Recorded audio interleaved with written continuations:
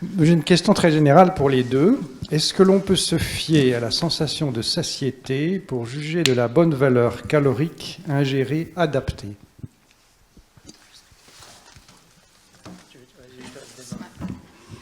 Bonjour Pierre. Bonjour Dominique. Normalement, l'idéal est de ne jamais se poser de questions. On mange faim, pas faim. Alors c'est vrai que les faims peuvent être physiologiques, elles peuvent être émotionnelles. On ne mange pas uniquement des nutriments pour avoir des muscles, respiration, etc.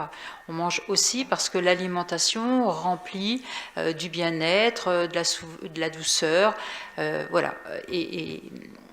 Donc c'est deux notions importantes. Après, comme disait Jérémy, c'est censé faire le distinguo entre une faim qui est liée à une hypoglycémie, à une vraie faim physiologique. Voilà, je suis en douleur et puis on a ces symptômes. Certains vont avoir l'estomac qui gargouille, d'autres vont perdre un peu la mémoire, vont s'en sentir pas très bien. Donc le fait de manger avec plaisir, sans être un cuisinier hors pair, mais posé, voilà, et on mange surtout en ne culpabilisant pas sur cet aspect alimentaire, puisqu'il est important de manger dans sa vie tous les jours. Et donc, au fur et à mesure du repas, quand on est vraiment dans cette dans cette recherche de ses limites, on s'aperçoit au fur et à mesure que même le mouvement de la fourchette se calme. Au début, on a tendance à accélérer un peu ce mouvement parce qu'on a besoin de manger vite, remonter sa glycémie. Puis petit à petit, la fourchette, voilà, le mouvement est plus calme, plus doux, et puis petit à petit, on s'aperçoit qu'on n'a plus cette faim qui nous malmenait, et donc c'est le moment où on s'arrête. Mais ça, c'est sur un repas. Après, c'est sur des journées, sur des semaines et des semaines que cette habitude doit se prendre. Jusqu'au moment où on n'a plus à se poser de questions, parce que c'est usant et c'est fatigant d'être tout le temps dans cette recherche de limites. Donc quand la vie va bien et qu'on est dans un poids de forme, on n'est pas dans une démarche de perte pondérale hors norme, parce que l'être humain, une fois, n'est pas fait pour perdre du poids. Naturellement, on est fait peut-être pour en prendre parce qu'il faut se protéger d'une possible et potentielle pénurie. Mais donc, perdre du poids va vraiment demander un effort où là, il faut vraiment prendre du temps. Et d'ailleurs, quand on est vraiment dans cette démarche de perte pondérale chez des sportifs à catégorie de poids où il faut aller au-delà du poids de forme, en dessous, on leur demande de passer du temps à table. C'est-à-dire qu'il ne faut absolument pas que les repas durent 10 minutes. Et dans le protocole, on leur dit tu passes au moins 30 à 45 minutes sur ton repas pour que chaque prise soit, je veux dire, référencée, qu'on amalgame le repas, qu'on le ressente, chaque bouchée, qu'on se parle à soi-même, enfin, pour s'envahir de toutes les émotions du repas, pas juste la prise de nutriments, mais toutes les émotions qui sont liées au repas.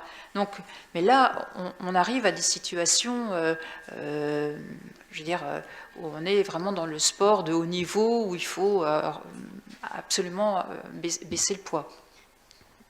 Donc, c'est être en corps à corps, je ne sais pas, avec ce moment du repas. Donc on ne peut pas poser une prise alimentaire sur un repas. On va juste parler de la satiété sur un moment. Après, sur le long terme, l'idéal serait d'oublier tout ça. Il ne faudra pas se poser de questions. Je suis toujours un peu inquiète de voir des jeunes, des adolescentes, des adolescents me parler de prise nutritionnelle, de protéines, de glucides. Mais mon Dieu, mais tu as autre chose à faire dans la vie que de penser à tout ça, quoi. Si le repas était abordé simplement à table avec les parents ou l'univers familial, voilà, tout simplement, on mange ce qu'il y a sur la table, voilà, on finit, on prend un goûter, et puis on ne se pose pas de questions. Et c'est vrai que dans le monde du sport, on tombe dans des travers qui correspondent pas toujours aux besoins de vie de l'enfant, de l'adolescent en pleine croissance, qui n'a pas à penser, à réfléchir à tout ça. Cette éducation devrait le porter depuis les plus jeunes années de sa vie. Après, on ne se pose plus de questions.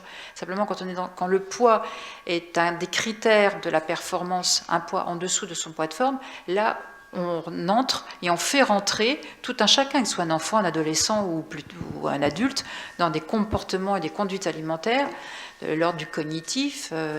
Et c'est là où on bascule vers... Alors on ne peut pas parler des troubles cliniques comme l'anorexie mentale, la boulimie, les hyperphagies, du DSM-5. On tombe sur des travers subcliniques, des troubles alimentaires non spécifiés. Enfin, c'est une nouvelle catégorie que l'on cite. On y met pêle-mêle plein de choses, plein de travers alimentaires. Mais ça, c'est malheureusement l'univers du sport qui offre cette latitude-là, d'autant plus que nos sportifs et nos sportives ont des attitudes qui liées à la performance, au corps de l'un, de l'autre, à la pression de l'entraîneur, de la famille, du voisin. Enfin, ça bouscule tout. Malheureusement, on n'est plus dans la santé. On est loin de la santé.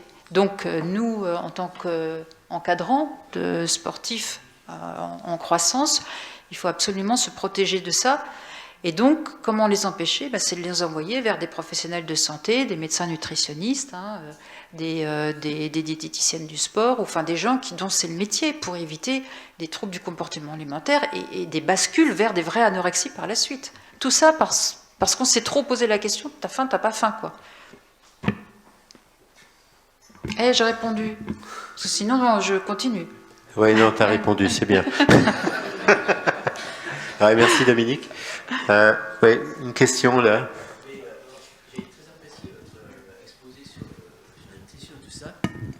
J'ai très apprécié votre exposé sur la nutrition, mais j'ai l'impression que ça s'intéresse surtout aux sportifs de haut niveau, mais pas assez aux sportifs amateurs qui sont confrontés avec notre société actuelle, avec le travailleur 3-8, le travailleur en 5-8, et toutes les activités qu'on a à côté. Et mettre ça en application, je trouve que pour les jeunes, peut-être ça peut s'approcher, mais pour les adultes, ça risque de coincer. C'est la première partie de mon topo, en fin de compte. C'est une vie alimentaire qui pourrait paraître un peu rigide, avec le repas type restauration collective, une entrée, etc. Mais effectivement, on n'est plus dans ces apports alimentaires-là, les habitudes. Les gens passent moins de temps à table. Enfin, tous les chiffres montrent que des 5 plats qu'on peut trouver à la cantine, on ne se retrouve plus qu'avec une seule assiette. Donc c'est pour ça que j'ai présenté ensuite ma spaghetti bolognaise, quoi. Oui, c'est pas si mal que ça, en fin de compte. Pourquoi ? Parce qu'on reste tout de même dans des apports alimentaires et pas pseudo-nutritionnel avec trop d'interdits alimentaires.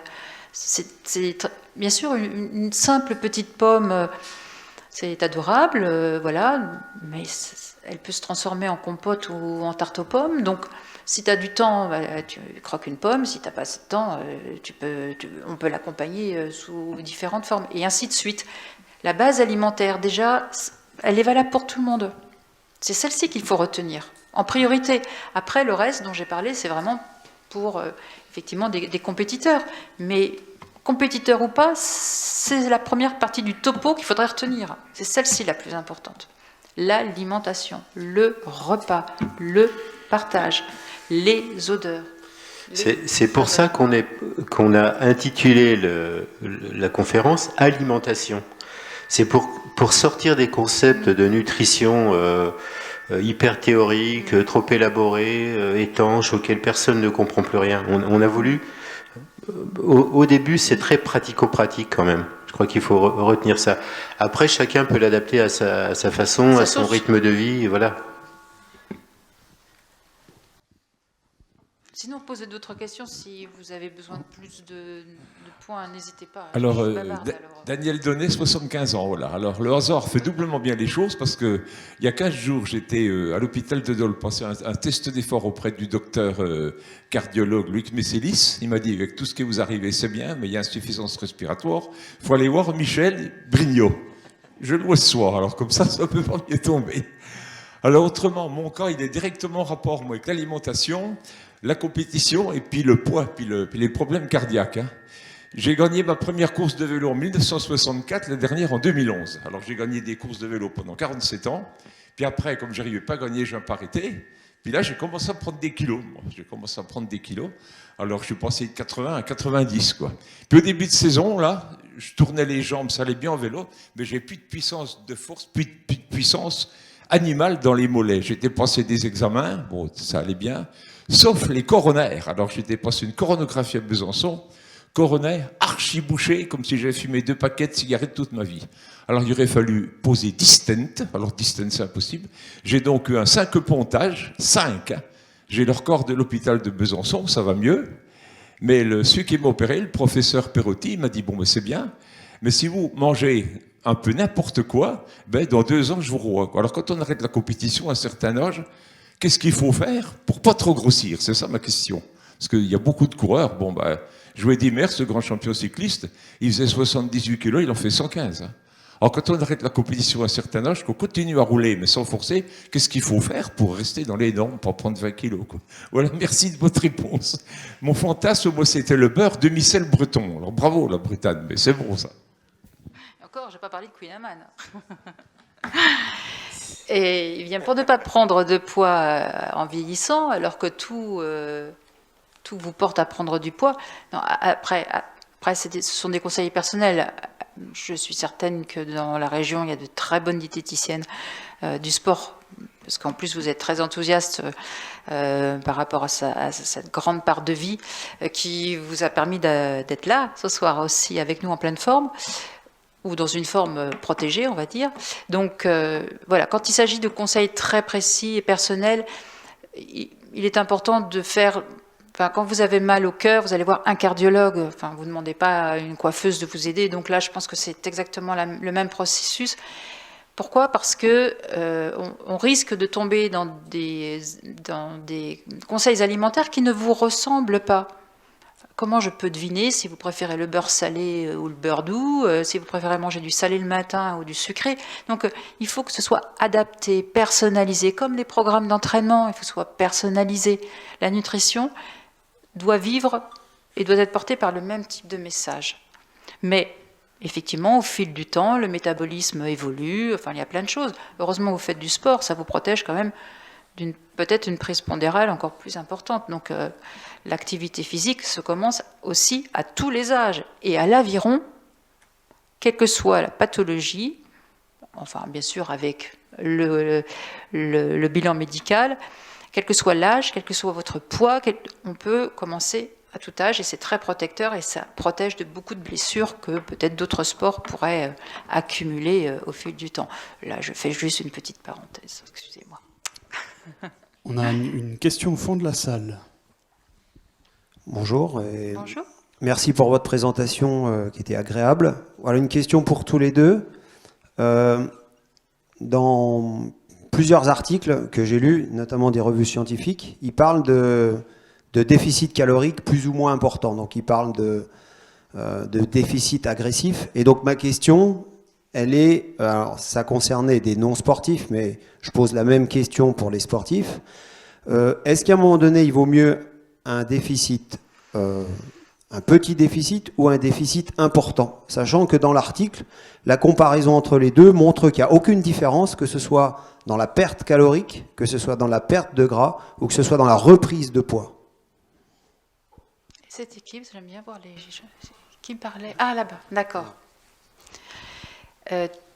Sachez que, enfin, je suis un peu étonnée qu'il n'y ait pas de différence parce que tous les articles que moi je peux effectivement lire, les données scientifiques montrent que toute perte pondérale brutale, de toute façon, touche la masse musculaire. Il faut y aller très doucement, très doucement. Donc, si on est dans une recherche de performance, si vous prenez les articles concernaient uniquement des non-sportifs. Hein. Ah, d'accord. D'accord. C'est pour ça que je vous posais la question aussi pour les sportifs. Alors, pour des sportifs, en tout cas, non, il est impératif d'y aller tout doucement. Après, si vos deux judokas sont dans les mêmes pertes pondérales brutales, ils se retrouvent ensemble sur le tatami, c'est pas un problème. Ils ont tous les deux perdu de l'eau, de la masse musculaire, enfin, donc voilà. Mais s'il y en a des deux qui ne le fait pas, ils sont de niveau équivalent, il y en a un qui va mieux supporter l'effort, surtout s'il a plusieurs séries voilà, d'affilée. C'est peut-être pas sur un combat, mais ce sera sur la répétition des combats qu'on va se sentir la différence. Mais Jérémy l'a bien expliqué. Il l'a observé aussi au niveau de l'équipe de France. Et puis toi, si tu connais, on a bien vu que les capacités de performance dans l'état, la forme sur le long terme, tout était affecté dès qu'on basculait sur des yo-yo, des prises pondérales importantes et des pertes pondérales importantes, au point que au niveau de la Fédération française d'aviron, il y a déjà quelques années, au vu des prises pondérales importantes l'hiver et des pertes brutales, 7, 8, 9 kilos en quelques jours par certains sportifs, ils avaient décidé que pendant l'hiver, il ne fallait pas qu'il y ait des montées trop brutales, parce que derrière, ça pouvait vraiment affecter les sportifs. Et puis, avec des problématiques de fractures de fatigue qui s'installent sur le long terme, toutes ces pathologies-là ne sont pas liées à la surcharge de sport. Elles sont liées au fait que la personne ne consomme pas assez, est en déficit énergétique par rapport à ses dépenses liées à l'activité. Mais c'est sur du long terme. Une fracture de fatigue, ça ne se fait pas du jour au lendemain. C'est long. Puis un jour, malheureusement, ça va vous entraîner un temps de rétablissement hyper long et vous ratez une saison, et voire plus. Donc, protéger, voilà, c'est vraiment cette notion-là que je trouve importante. Là, on est dans l'aspect purement mécanique, mais n'oublions pas les troubles du comportement alimentaire qui s'installent. On voit les chiffres, 10 fois plus de troubles du comportement alimentaire chez les sportifs que chez les non-sportifs. Donc, ce qui veut bien dire que notre milieu entraîne, à sa part, dans toutes ces difficultés. Même si, bien sûr, il faut défendre le sport, mais il y a aussi des réalités auxquelles il faut prendre compte. Et si on les prenait un peu plus en compte, on aura peut-être moins de soucis sur le long terme. Mais malheureusement, le monde du sport fait très peu appel aux diététiciens du sport. Ça vous va comme réponse? Oui, non, très bien, moi j'écoute. Voilà. Je crois qu'il y a le jeune Serruro, rameur débutant, qui a une question à poser. Ah, débutant. Attends le micro. Merci. Oui, effectivement, par rapport à la gestion du poids tout au long de ta carrière, Marco me disait que quand tu commençais les poids légers, tu montais sur la balance avec les baskets et puis le survêtement. Et au fur et à mesure que tu as pris d'expérience du poids, ça devenait de plus en plus compliqué. Je me souviens aussi d'une tête de rivière que vous aviez fait à Belay, où après la compétition, tout le monde s'est retrouvé au McDo. Je ne sais pas si tu te rappelles de ce coup-là. Donc ça veut dire que les gens font toujours des régimes, et puis un jour ou l'autre, on n'arrive pas à maintenir de régime, et puis la soupape de sécurité fonctionne, et puis on se lâche un petit peu sur le Nutella, sur ces choses-là. Donc c'est vraiment compliqué d'être toujours au poids quand on fait du sport de compétition. Et je conseillais l'hiver à Max de ne pas dépasser 74-75 kilos, parce que toi tu me disais que tu étais à 76, il faut perdre 6 kilos pour être au poids et pouvoir prétendre à l'équipe de France. Oui, tu as raison, Jackie. Et après, c'est vrai que c'est un mode de fonctionnement qui est un peu à deux vitesses, c'est-à-dire que tu as d'un côté aussi les athlètes. Les poids que j'ai annoncés, là, 75-76 kilos, moi c'était vraiment en toute fin de carrière, juste avant que j'arrête. Donc j'avais déjà une certaine habitude, une certaine connaissance de mon corps et une certaine maîtrise aussi du calendrier, ce qui me permettait de m'y prendre plus à l'avance que mes cadets, et donc de gérer de manière plus raisonnable, tu vois, cette perte de poids. Et ce qui a été dit par Dominique et ce qui est vrai, il y a malgré tout la fédération et le staff a souhaité sur les stages d'hiver mettre un poids maximal pour éviter justement notamment que les jeunes catégories, les jeunes seniors, voire les moins de 23 ans, notamment ceux qui ont un morphotype et un métabolisme qui a plutôt tendance à stocker, à être dans le même schéma, par contre avec une mise en route d'un régime beaucoup plus tard sur la saison et avec une perte de poids qui va être bien plus brutale et bien plus rapide dans le temps. Donc moi après je me suis plié au règlement, hein, sur la fin c'était pas un souci, même si de mon côté encore une fois tu vois c'est ce que disait Dominique, c'est un peu du cas par cas, même si la fédération je pense a pris les devants et a instauré cette mesure qui je pense est une bonne mesure pour éviter les excès et se retrouver dans des situations compliquées où tu te retrouves avec des jeunes rameurs qui n'ont pas d'expérience dans la gestion du poids, du calendrier, qui n'ont pas nécessairement une bonne connaissance de leur corps, qui sont pourtant performants et qui, à travers justement une mauvaise gestion du régime, peuvent compromettre soit la performance de l'équipage, soit leur intégrité physique, soit les deux. Donc tu as raison, moi j'étais au-dessus de ces poids-là sur les dernières années et sur certaines saisons. Après voilà, avec une parenthèse, j'avais l'expérience de mon côté en ma faveur qui me permettait de faire le job et puis anticiper au maximum les choses justement pour que ça ne pénalise pas mon entraînement et puis aussi la performance du collectif de l'embarcation et puis sur le long terme aussi éviter toute forme de blessure. Mais oui, tu as raison, c'est quelque chose qui est très dur. Ce qu'on peut préciser aussi, en tout cas moi ce qui a été le cas dans ma carrière, c'est que la perte de poids c'est jamais linéaire. Ça se fait toujours par palier. En tout cas moi c'est comme ça que je fonctionnais, je perdais un peu de poids, je stabilisais parce que de stabiliser, ça demande quand même bien moins d'efforts que de perdre du poids. Hop, je reperdais du poids, donc c'était vraiment une démarche et une courbe plutôt en escalier. Ouais, je ne sais pas si ça a répondu à ta question, Jackie.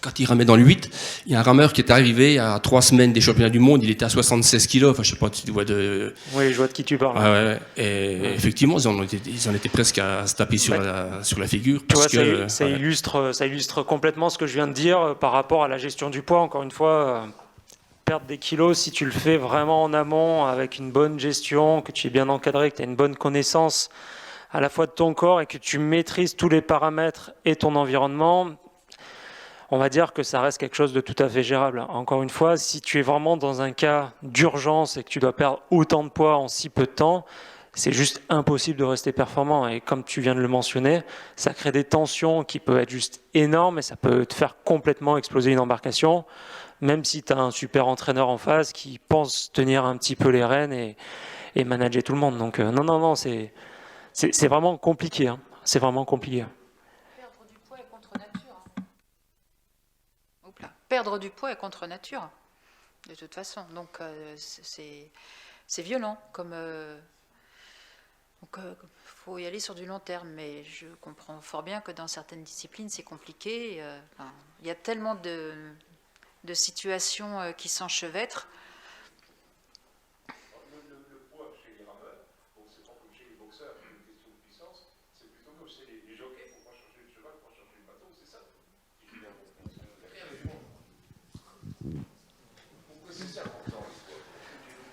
nous, en fait, c'est réglementaire, hein, c'est-à-dire qu'on ne fait que respecter la réglementation. Donc, naturellement, en fait, les profils se dessinent en fonction du poids imposé par la Fédération internationale. C'est-à-dire que si le poids réglementaire était de 75 kg, on se retrouverait avec des profils qui seraient plutôt vers les 1,90 m, ce qui était très rare finalement sur les bassins. Donc, le fait de mettre un poids à 70 kg, vous retrouvez des gens de mon gabarit, monsieur et madame, enfin monsieur tout le monde, quoi, c'est-à-dire 1,80 m, 70 kg, même si après... Moi, au début de ma carrière, j'avais encore une fois de la marge sur la balance. Après, j'ai pris un tournant et j'ai fait un choix stratégique qui a été important. C'est-à-dire, j'ai fait le parti pris de prendre de la masse musculaire, dépasser la réglementation, le poids réglementaire, et ensuite faire le choix de faire un régime, on va dire en pente douce, de faire une sèche pour garder un maximum de volume musculaire, de puissance, tout en respectant la réglementation. J'aurais pu rester dans une zone de confort et me dire, bah non, de toute façon, je suis à 68, 70 kg. Si je fais pas plus de musculation, de toute façon, je serais pas embêté, je serais pas du tout concerné par les régimes. Alors que non, moi, ça a été vraiment un choix sportif assez tôt dans ma carrière de me dire, non, je veux prendre de la masse musculaire, je veux gagner en puissance, quitte à ce que derrière, ça soit un petit peu pas le bagne, mais que je sois obligé justement de me contraindre alimentairement sur plusieurs semaines et plusieurs mois pour repasser sous les 70 kilos ou les 72 kilos réglementaires. Bon, ça, oui, c'est quelque chose qu'on pourra vous donner après, oui. Oui, oui. Je suis Dominique, pas sûr, ouais. j'ai une question pour toi. Supposons un rameur de haut niveau, supposons, ou un sportif de haut niveau, un sportif normal, ou même monsieur tout le monde qui a une activité physique, et voilà que la Covid arrive.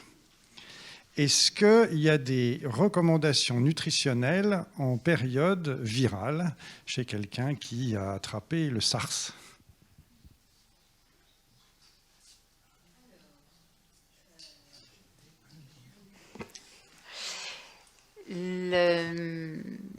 Les apports, enfin, les conseils que j'ai donnés au début restent les mêmes.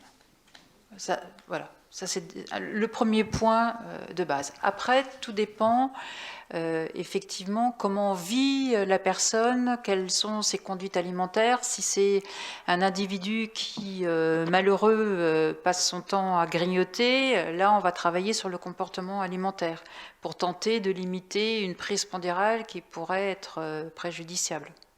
D'accord ? Mais la base intrinsèque du repas repose sur mon sportif amateur, mon sportif de haut niveau. C'est la consommation alimentaire qui va diminuer du fait qu'il n'y ait plus autant d'entraînement, sauf s'il a la chance d'avoir un ergomètre à la maison et qu'il peut continuer de s'entraîner. Mais vas-y, recible-moi un peu ta question. Est-ce que c'est par rapport à la vitamine D? Est-ce que c'est, oui, c'est-à-dire le métabolisme, il change forcément, puisqu'il voilà. y a une agression, il y a un syndrome inflammatoire, il y a un certain nombre de choses. Tu parles de la personne qui a eu? Oui. Ah, je pensais que c'était... non, si tu veux, quelqu'un est malade, il est atteint, il est sportif, et donc ses besoins physiologiques vont-ils changer? Et est-ce que du coup, il y a des modifications alimentaires à préconiser? C'est être vraiment très spécifique sur des aliments de qualité. Voilà, ça c'est un premier...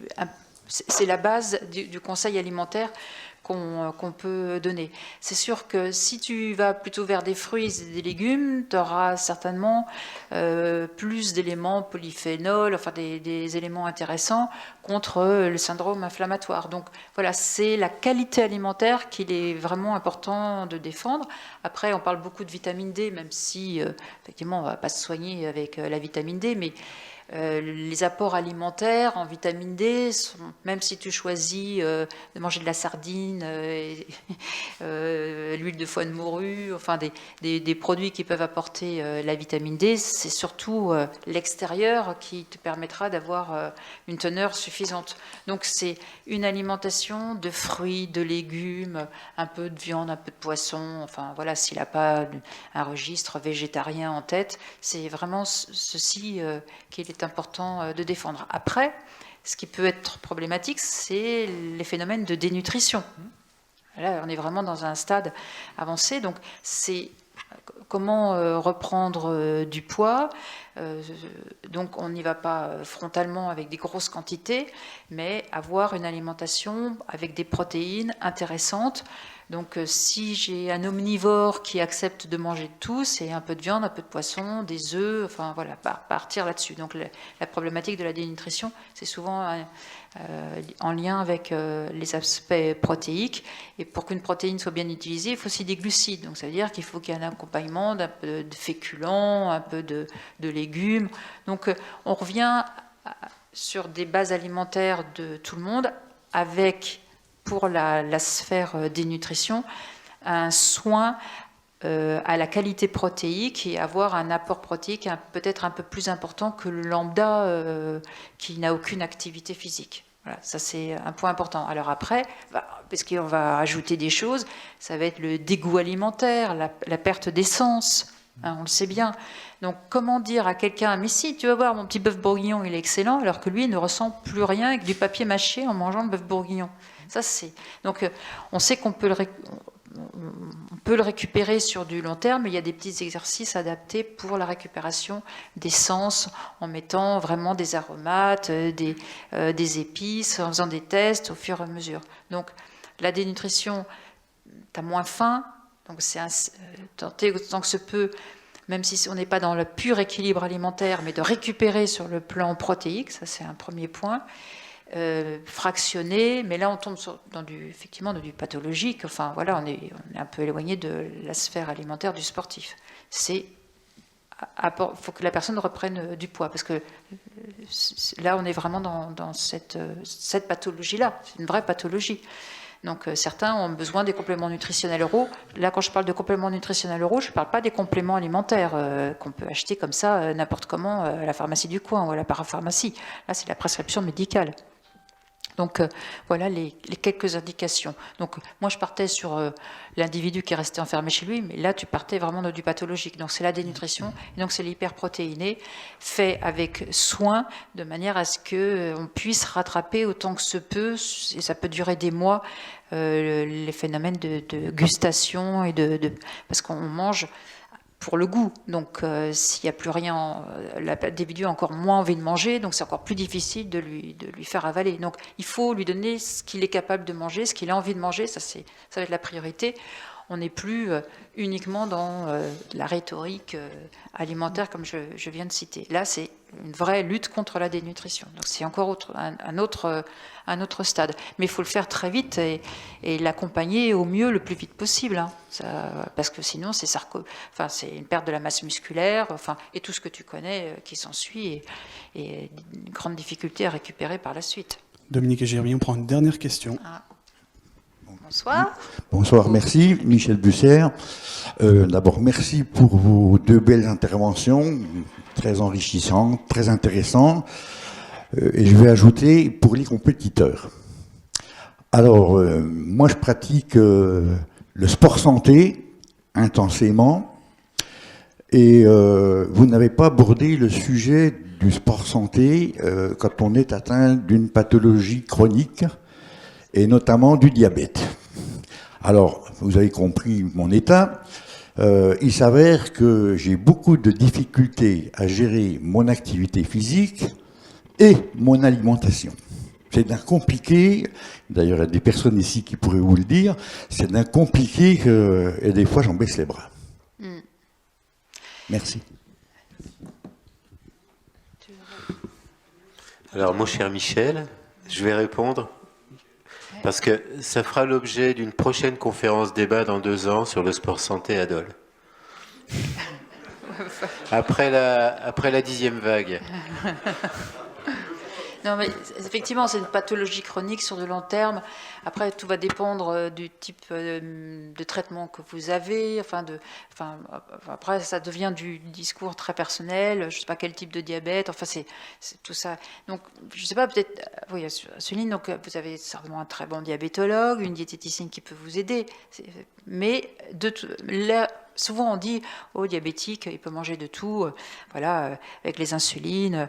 Mais non, c'est tous les jours on lui rappelle, et il se rappelle qu'il doit être attentif à pas mal de choses. Donc ce n'est pas, je comprends fort bien vos difficultés à le tenir sur de long terme. C'est pour ça que je ne sais pas si vous avez eu l'occasion de rencontrer une diététicienne, et puis peut-être que celle que vous avez vue, n'a pas apporté de réponse qui vous convenait, vous en changez, Mais ne laissez pas partir cet élément-là, parce que l'alimentation fait partie du soin, au même titre que l'insuline. Alors, si vous avez trouvé une petite perle rare, retournez-y. Enfin, je voulais juste rajouter que quand on regarde le public, oui, on se dit que la moyenne d'âge n'est pas 25 ans. Presque. Ah, quand même, il y a beaucoup de seniors qui pratiquent l'activité physique. Et je pense qu'il y a des personnes qui, hélas, sont atteintes de pathologies chroniques et qui attendent des conseils, soit parce qu'ils ont un problème de cœur, un problème de diabète, un problème autre, X, Y, Z. Mais je pense qu'il y a une attente à ce sujet-là. Là, c'était pas l'attente qu'on avait formulée, c'était l'alimentation pour le non pathologie chronique, mais j'ai appris ce soir la bonne nouvelle. Vous allez avoir des informations complémentaires. En plus, si vous avez trouvé une diététicienne. alors là- Devrais-je attendre vraiment 2 ans avant de savoir Non, mais vous avez une équilibrer mon... diététicienne. Vous avez une diététicienne, vous allez voir. Votre vie va changer. On va arrêter les En questions. bonheur et en saveur. On arrête les questions et puis voilà. Moi, je voudrais